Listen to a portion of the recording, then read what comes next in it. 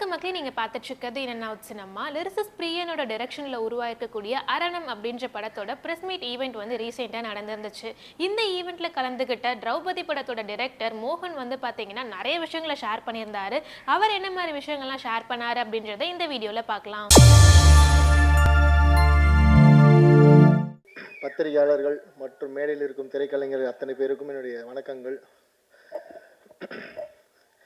அரணம் சுத்தமான தமிழ் பேர், நிறைய அர்த்தம் இருக்குது அதுக்கு. தமிழில் பாதுகாப்பு, மதில், அந்த மாதிரி நிறைய அர்த்தங்கள் இருக்குது. நல்ல தமிழ் பேர் வச்சதுக்கு முதல்ல நன்றி பிரியன் சார். இப்போ அது குறைஞ்சிட்டே வருது தமிழ் சினிமாவில். எல்லோரும் இங்கிலீஷில் பேர் வைக்க ஆரம்பிச்சிட்டாங்க ஸ்டைலாக. நிறைய இந்த மாதிரி சொல்கிறப்பவே பவர்ஃபுல்லாக இருக்க தமிழ் பேர்கள் இருக்குது, தேடி வைங்க. இயக்குநர்கள்கிட்ட நான் ஒரு கோரிக்கையாக வச்சுக்கிறேன் இந்த நேரத்தில். நான் இந்த படத்தோட இந்த ஃபங்க்ஷனுக்கு வந்ததுக்கு காரணம் பிரியன் சார் தான். அது இல்லாமல் என்னோட 2 அசோசியேட்ஸ் இருக்காங்க. என்னோட பிஆர்ஓ புவன் ஃபோன் பண்ணி, அண்ணா நீ வந்தே ஆகணும், பிரியன் சார் உனக்காக வெயிட் பண்ணுறாரு அப்படின்னு இவரே சொல்லிட்டாரு. புவன் சொன்னால் எதுவும் மறுக்கிறது இல்லை. ஸோ புவனுக்காகவும் பிரியன் சாருக்காகவும் and Murugan sir, MRT music, எனக்கு திரௌபதியும் பகாசுரனும் அவர் தான் பண்ணி கரெக்டாக போய் சேர்த்தார் மக்கள்கிட்ட. அதனால் நீங்களும் கவலைப்பட வேணாம், அவர் போய் சேர்த்துருவார் அந்த ஆடியோவை கரெக்டாக. எங்கே ப்ரமோஷன் பண்ணணுமோ அவங்க ப்ரமோஷன் பண்ணி அந்த பாடலை கொண்டு போய் சேர்த்துருவார். எங்களை மாதிரி மீடியம் பட்ஜெட் மூவிஸ்க்கு வந்து எம்ஆர்டி மியூசிக் வந்து ஒரு பெரிய வரம். நல்ல ப்ரைஸும் கொடுப்பாங்க, நல்ல சப்போர்ட் பண்ணுவாங்க. ஃபோன் பண்ணால் எடுப்பாங்க, பதில் சொல்லுவாங்க. தொடர்ந்து வாட்ஸ்அப் குரூப்பில் நம்ம டச்லேயே இருக்கலாம் அந்த ப்ரமோஷன் சம்மந்தமாக. மற்ற ஆடியோ கம்பெனிகளில் அது கஷ்டம். இந்த மாதிரி பட்ஜெட் படங்களுக்கு எடுக்க மாட்டாங்க ஃபோன். ரெண்டாவது, ஒரு படம் எடுக்கிறது எவ்வளோ கஷ்டம் அப்படின்னு எல்லாரும் சொல்லியிருந்தாங்க. உண்மையிலே கஷ்டமான விஷயம்தான். சந்தோஷம், ஒரு க்ரௌட் ஃபண்டிங் படம், தமிழ் சினிமாவோட 2வது க்ரௌட் ஃபண்டிங் படம் ஆடியோ லான்ச் வரைக்கும் வந்திருக்கு. நிறைய பேர் ட்ரை பண்ணுறாங்க. ஸோ ஃபஸ்ட்டு என் படம் வந்ததில் எனக்கு ரொம்ப பெருமை. இது 2வது படம் ஆடியோ லான்ச் வரைக்கும் வந்துருச்சு. வர வெள்ளிக்கிழமையும் சார் ஒரு ரெக்வஸ்ட், அது இந்த சமயத்தில் கன்னியாகுமரி, திருநெல்வேலி, தென்காசி, தூத்துக்குடி, அந்த பக்கம் நாகர்கோவில் பக்கம்லாம் மழை அதிகமாக இருக்குது. ரொம்ப முக்கியமான ஏரியா மதுரையும் திருநெல்வேலி. ஸோ திருச்சி பக்கமும் கொஞ்சம் மழை இருக்குதுன்னு கேள்விப்பட்டேன். ஸோ 3 ஏரியா முக்கியமான ஏரியா மழை இருக்குது. ஸோ அதை பார்த்துட்டு இந்த வெள்ளிக்கிழமை ரிலீஸ் வந்து முடிவெடுங்க. முடியலன்னா கொஞ்சம் ஒரு வாரம் தள்ளி வாங்க. ஏன்னா நீங்கள் இத்தனை பேரோட உழைப்பு இருக்குது, இத்தனை தமிழ் ஆர்வலர்களோட உழைப்பு இந்த படத்துக்குள்ளே இருக்குது. இது மக்கள்கிட்ட போய் சேரணும். இதுக்கு ஒரு நல்ல டைம் கூட எடுத்துக்கலாம் நீங்கள் இந்த வாரம் அப்படி மிஸ் பண்ணிங்கன்னா. ஏன்னா முழுக்க தமிழ் ஆர்வலர்கள் எல்லாம் இணைஞ்சிருக்கீங்க. இங்கே வந்து உட்கார்ந்தப்போ தான் அது வந்து இன்னும் டீட்டெயிலாக தெரியுது. நான் பிரியன் சார் எனக்கு சொன்னது ஒரு 10 பேர் சேர்ந்து படம் எடுத்துருக்கோம் அப்படின்னு தான் சொன்னார். ஸோ 10மே பாடலாசிரியர்கள், அதுவும் அவர்கிட்ட வந்து பயிற்சி பெற்றவர்கள். அவங்க ஒரு பாடலாசிரியரை கதாநாயகனாக இயக்குநராக உருவாக்கணுன்ற எண்ணத்தால் அவங்களோட சேமிப்பை கொடுத்து பண்ண படம். ஸோ தமிழ்நாட்டில் இருக்கிற அத்தனை தமிழ் ஆர்வலர்களும் இந்த ஒரு விஷயத்துக்காக இந்த படத்தை போய் நீங்கள் தேட்டரில் பார்க்கணுன்னு நான் ஒரு கோரிக்கை அங்கே வச்சுக்கிறேன். அவங்கள போய் சேர்க்க வேண்டியது உங்களோட வேலை தான். ஸோ தமிழ் மீது ஆர்வம் கொண்ட பலர் இருக்காங்க. ஸோ இவங்கெல்லாம் சேர்ந்து எடுத்த படம்னு சொல்லுங்கள், கண்டிப்பாக டிக்கெட் கொடுத்து உங்களுக்காக ஒரு தடவை போய் பார்ப்பாங்க. அதை தாண்டி நான் இந்த படமத்தோட ஃபஸ்ட்டு வெர்ஷன் பார்த்துட்டேன். இப்போது ரீசெண்டாக இந்த வெர்ஷன் நான் பார்க்கல. பிரியன் சார் வந்து என்னை கூப்பிட்டு, மோகன் நீங்கள் இந்த படம் பார்த்தே ஆகணும் அப்படி சொல்லி நான் வந்து போய் பார்த்தேன். ரொம்ப நல்லா ஒரு ஃபஸ்ட் டைம் டைரக்ஷன் பண்ணுற மாதிரி அப்படிலாம் இல்லை. ஏன்னா பிரியன் சாருக்கு சினிமா புதுசு இல்லை, அவருக்கு எல்லாமே தெரியும்.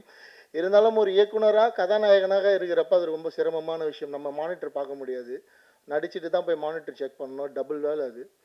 அப்படி இருந்தும் ஒரு தரமான கதையை தேர்ந்தெடுத்திருக்காரு. பர்ஃபார்மன்ஸில், அவங்களோட லொக்கேஷனில், பட்ஜெட்டில் எங்கேயோ சின்ன சின்ன தவறுகள் இருக்கலாம். ஆனால் நல்ல கதை, நல்ல திரைக்கதையை தேர்ந்தெடுத்திருக்காரு. அதில் கண்டிப்பாக அந்த படம் ஜெயிக்கும், நிற்கும். ரொம்ப நல்ல சஸ்பென்ஸ் த்ரில்லர். இந்த படத்தில் வந்து இவர் கேரக்டர் நல்லவரா கெட்டவரா, அந்த வீட்டை சுற்றி நடக்கிற அமானுஷ்யங்கள் உண்மையில் அமானுஷ்யமா அமானுஷ்யம் இல்லையா, இந்த மாதிரி நெகட்டிவ் பாசிட்டிவ்னு மாறி மாறி அந்த டைமென்ஷனில் தான் போவோம் ஸ்க்ரீன் பிளே. அது தமிழ் தெரிந்த புலவர்களுக்கே உண்டான திறமை போல் அவ்வளோ அருமையாக எழுதியிருக்காரு அந்த விஷயங்கள்லாம். ஸோ இந்த படத்தில் வந்து ஒரு நெகட்டிவாக பாசிட்டிவாக அப்படின்னு ஸ்க்ரீனில் பார்த்து தெரிஞ்சுக்கோங்க. அது ஃபஸ்ட் ஹாஃபில் ஒரு மாதிரி இருப்பார், செகண்ட் ஹாஃபில் ஒரு மாதிரி இருப்பார். ஸோ இந்த நெகட்டிவ் பாசிட்டிவ்னு பேசுகிறப்ப இப்போது இந்த மேடையை பயன்படுத்தி இந்த இப்போ போன வாரம் வெளியே இருக்க இந்த கூசு முனுசாமி வீரப்பன்ன்ற வெப்சீரிஸை வந்து நான் இந்த டைமில் பாராட்டிடுறேன். ஜி ஸ்டுடியோவுக்கு ரொம்ப நன்றி, அண்ட் அந்த டைரக்டர் ஷரத்துக்கும் ரொம்ப நன்றி. ஒரு தரமான படைப்பை வந்து வெளியிட்டிருக்காங்க. ஸோ இவ்வளோ நாளாக கம்ப்ளீட்டாக நெகட்டிவாகவே தெரிஞ்ச வீரப்பன் அப்படின்ற ஒரு மனுஷன் இன்றைக்கி மக்கள் மத்தியில் ஓரளவுக்கு பாசிட்டிவாக போய் சேர்ந்துருக்காரு. ஆல்ரெடி வட தமிழ்நாட்டில் ஒரு ஹீரோ தான். ஆனால் இன்றைக்கி மொத்த தமிழ்நாடு முழுக்க, உலகம் முழுக்க வீரப்பனார் வந்து ஒரு ஹீரோ மாதிரி ப்ரொஜெக்ஷன் ஆகிட்டுருக்கு. நிறைய மாற்று கருத்துக்கள் அந்த வெப்சீரிஸில் இருந்தாலும் அவர் என்ன காரணத்துக்காக அந்த வீரப்பன் அப்படின்ற அந்த அவதாரம் எடுத்தார், எந்த வயசுலேருந்து அவர் அந்த காட்டுக்குள்ளே போய் அங்கே இருக்க மக்களுக்காக சண்டை போடலாம் அப்படின்னு முடிவெடுத்தார் அப்படின்னு ரொம்ப அருமையான கண்டென்ட் அமைஞ்சிருக்கு. ஒரு சினிமா நினச்சா எவ்வளோ பெரிய நல்லவனையும் கெட்டவனை மாற்றும். உண்மையாக சொல்கிறேன், ரியல் லைஃப் இன்சிடெண்ட் எவ்வளோ பெரிய நல்லவனையும் கெட்டவனாக காட்டும், எவ்வளோ பெரிய கெட்டவனையும் ஹீரோவாக மாற்றும். அது வந்து சினிமாவுக்கு அந்த பவர் இருக்குது, எழுத்துக்கு அந்த பவர் இருக்குது. ஸோ வீரப்பன் அவர்களுடைய இன்னைக்கு வரலாறு மக்கள் மத்தியில் ஒரு ஹீரோவாக மாறிட்டு இருக்கார். இருந்தும் அந்த டாக்குமெண்ட்ரி வந்து அவர் கிரிமினல், தீவிரவாதி, வில்லன், கொலைகாரன் அப்படின்னு தான் முடியுது. அதுதான் உண்மையும் கூட. பட் என்ன ரீசனுக்காக அவர் அதெல்லாம் பண்ணார், அவருக்கு எந்த கோபம் என்ன இந்த சமூகத்தின் மேலே அப்படின்றது வந்து இன்றைக்கி தான் மக்களுக்கு தெரிஞ்சிருக்கு, பல வருஷம் கழிச்சு. ஸோ இந்த மாதிரி நிறைய ஆளுமைகள் இருக்காங்க, அவங்களெல்லாம் பற்றி தொடர்ந்து வெப்சீரிஸ் வரணும். மலையூர் மம்பட்டியான் இருக்கார், அப்புறம் அரியலூர் பக்கம் வந்து தமிழரசன் இருக்கார், புலவர் கலிய பெருமாள், ஆறுமுக நாட்டார், இந்த மாதிரி இன்னும் நிறைய பேர் இருக்காங்க. இந்த பேர்லாம் சொல்கிறேன்னா யாராவது ஒரு டைரக்டர் இவங்களை பற்றி தேடி அவங்கள பற்றின டாக்குமெண்ட்டும் வந்து அந்தந்த வட்டாரங்களில் இந்த மக்கள் வந்து அவங்க என்ன காரணத்துக்காக இந்த சமூகத்துக்கு போராளியாக இருந்தாங்க, மாவோயிஸ்டாக இருந்தாங்க அப்படின்னு தெரிஞ்சுப்பாங்க. எப்படி அவங்களோட மரணம் நிகழ்ந்தது, அதில் என்ன உண்மை இருக்குது, அதில் என்ன அரசியல் இருக்குது, அதெல்லாம் புரிஞ்சுப்பாங்க. அது வந்து சினிமா மட்டும்தான் அதை செய்ய முடியும். என்ன தான் பத்திரிகை, மீடியா அதெல்லாம் நியூஸ் வந்தாலும் திரைச்சித்திரமாக பார்க்குறப்ப அது பெருசாக போய் மக்கள்கிட்ட ஒரு பெரிய பாதிப்பை ஏற்படுத்தும். ஸோ அந்த வகையில் அந்த கூஸ் முனுசாமி வீரப்பன் தொடரை எடுத்த அத்தனை பேருக்கும் என்னுடைய மனமார்ந்த நன்றிகள் இந்த மேடையில். நெக்ஸ்ட்டு நம்ம திருப்பி அரண்மனைக்குள்ளே வந்துடுவோம். ரொம்ப சந்தோஷமான தருணம். ஒரு அநேகமாக ஸ்நேகன் சார், பாவிஜய் சாருக்கு அப்புறம் நீங்கள் ஹீரோ ஆயிருக்கீங்க இல்லையா, ஒரு பாடலாசிரியராக, வேறு யாரும் இல்லை. ஸோ அதில் ஒரு முக்கியமான இடம் இந்த முதல் 3 அதுக்குள்ளே வரதெல்லாம் ரொம்ப சூப்பர்.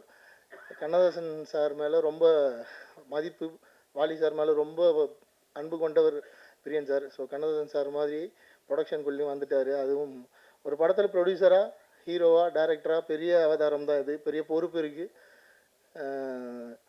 அவரை நம்பி ஃபன் பண்ணுவங்கெல்லாம் சப்போர்ட் பண்ணுங்கள். நல்லது கெட்டது எது வந்தாலும் கூட இருங்க கடைசி வரைக்கும். இது தொடக்கம் தான். அவர் உருவாக்கிய மாணவர்கள் நிச்சயமாக அவரை திருப்பி தாங்கி பிடிப்பாங்க, அதில் எந்த மாற்று கருத்தும் இல்லை. எனக்கு தெரியும், நான் போயிருக்கேன், 2 ஆண்டு விழாக்கு நான் கலந்துருக்கேன் அந்த பயிற்சி பற்றையில். ஸோ ரொம்ப புது முயற்சி, புது விஷயம், இதுவுமே ஒரு முயற்சி தான். ஸோ நீங்கள்லாம் அவருக்கு வந்து சப்போர்ட் பண்ணணும். ஹீரோயின் ரொம்ப நல்லா இருக்காங்க ஃப்ரேமில், விஷுவலில் பார்க்க. நான் புது ஹீரோயின் நினைக்கல, இப்போ தான் சொல்லி தான் தெரியும் அவங்க ஃபஸ்ட் படம் பண்ணுறாங்கன்னு.